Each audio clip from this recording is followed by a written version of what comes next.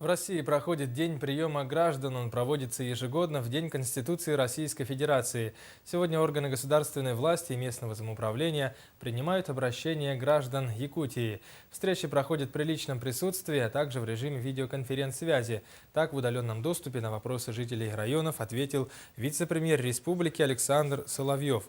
Основными темами для разговора были обеспечение непрерывной сотовой связью на территории автодороги Колыма, развитие спорта в Нернгринском районе, также строительство культурно-спортивного комплекса в поселке Черский. Кроме того, отдельно коснулись вопроса прихода высокоскоростного интернета в Мирнинский район.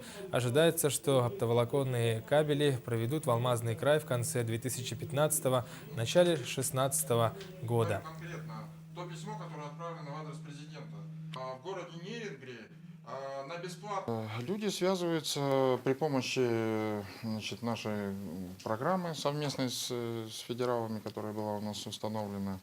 Значит, если обратиться вот на экран, можно посмотреть, что там прием в режиме связи, то есть одним нажатием кнопки любой гражданин республики имеет возможность обратиться по интересующему его вопросу к любому, скажем так, государственному гражданскому служащему республики и получить на это ответ.